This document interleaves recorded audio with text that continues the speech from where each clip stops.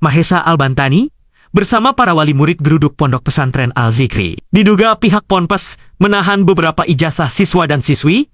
Simak selengkapnya di Embruter Official. Ini Pak Wali murid sini Pak, di sini Pak. Jadi disuruh nunggu katanya 1 jam.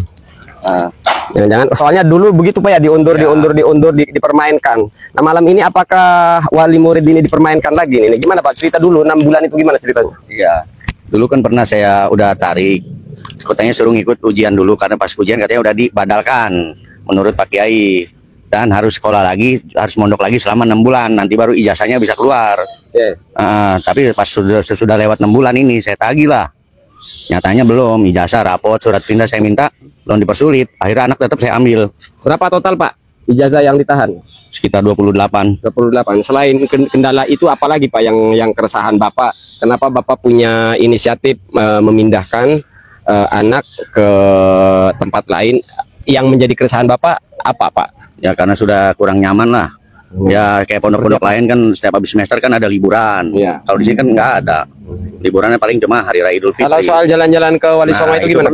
Pernah waktu saya ambil dia nggak ikut jarah, tapi harus tetap diwajibkan bayar.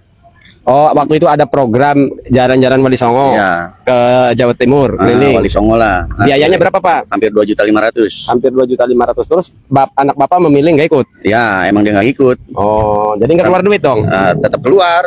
Waktu itu tetap keluar. Diminta apa sampai keluar? Ya diminta. Diminta sampai keluar nggak? Terus bapaknya keluar? Tetap keluar, bayar. Karena amazing. Tujuan kita kan emang tujuannya biar anak dapat ijazah, rapot, surat keterangan pindah. Kita ikutin aturannya. Iya. Kan dijanjiin ini hari ini tanggal 22 katanya rapot sama ijazah bisa keluar. Ya saya datang lah tanggal 22. Dan nyatanya nggak ada yang bisa saya temuin. Iya. Terpaksa anak saya ambil. Tak tahu alasannya apa, yang jelas ijazahnya ditahan gitu Pak ya? Iya. Jadi anak Bapak nggak bisa sekolah di tempat lain Pak ya? Iya betul. Karena di sana emisnya masih tertera di Al-Zikri. Pondok pesantren ini. Adapun tujuannya apa menahan ijazah kita nggak tahu, mungkin itu urusan pihak sekolahan ya. Yang bertanggung jawab. Yang jelas yang kita sampaikan adalah puluhan siswa dan siswi ditahan ijazahnya, itu saja. Ya itu aja. Nah, harapannya apa Pak? Harapannya? Ya semoga ijazahnya dikeluarkan, ijazah MTSN dan surat pindah. Sekarang ini kan dia kelas 1 aliyah hitungannya. Oh, kelas 1. Kalau yang dialamin itu Bos, bener Be, itu properti pribadi. Saya bisa masuk penjara itu live di situ itu. Jadi harus di jalan umum nih ya.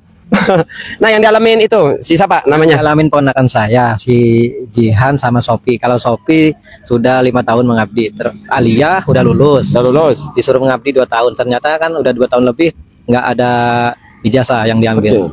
Iya, nggak ada ijazah yang diambil. Nah, si Jihan, santriwati juga itu yang udah 5 tahun belajar di sini pesantren. Jadi harusnya udah dapat ijazah MTS-nya. Nah setelah udah tahun menjalani aliyah, kenaikan aliyah, jadi nggak bisa ini mau pindah, tapi nggak bisa diterima di pondok lain. Karena apa, di sini masih ada datanya gitu, nggak bisa dipindahin, belum ada surat pindah.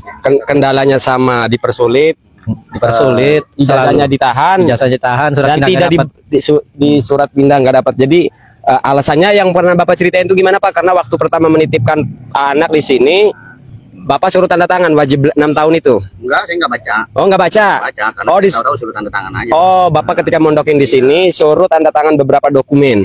Dan ternyata isi dokumen itu bahwa Bapak isinya bahwa kesepakatan harus belajar selama 6 tahun. Ini pondok macam mana ini? Saya ngambil racing mobil. Jadi nasihat secara umum buat Mamang santri nih ya. Kalau belajar ilmu, niatnya jangan duniawi.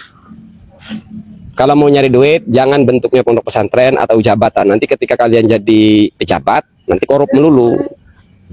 Itu ya. Amazing ini ya. Ditak-takan. Al-Zikri. Saya bisa kebalikin kamera aja nih ya. Saya rekam jalan ini ya.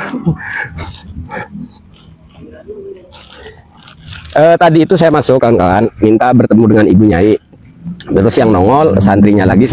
Saya bilang saya tidak meminta keterangan, kita cuma mau mengambil ijazah dan kita tidak ingin berdebat gitu.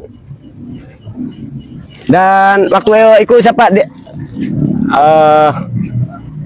waktu masih nunggak katanya dilunasi dulu baru bisa diambil. Minta surat pindah. Ya. Yang ngomong. Nah, minta surat pindah. Wali muridnya si Jihan Ya, minta surat pindah. ya. Di situ mungkin ada tunggakan. Nah, kata pengurusnya kalau misal tunggakannya itu diselesaikan baru bisa dapat surat pindah. Setelah dilunasin administrasinya ternyata Masih tetap di sini ditahan. masih tetap ditahan, nggak bisa juga bertele-tele alasan apa itu yang nggak jelas. Pokoknya hal Ya, ini harus segera dikelarin. Jadi intinya dari dua wali murid ini yang kesini ini tidak ada nunggak administrasi, tidak ada nunggak yang kita dua ini ya, tidak ada nunggak administrasi.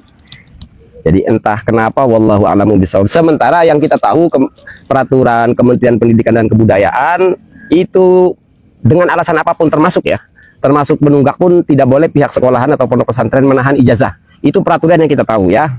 Kita tahu ini bikin peraturan sendiri aja ini. Ini kita dengan terpaksa karena ini aib juga untuk Banten ya. Jadi tidak hanya di Kota Serang ini aib bagi Banten. Tapi mohon maaf Kang, kita netizen tidak tujuannya nyari rame viral karena ini prosesnya sudah bertahun-tahun ini.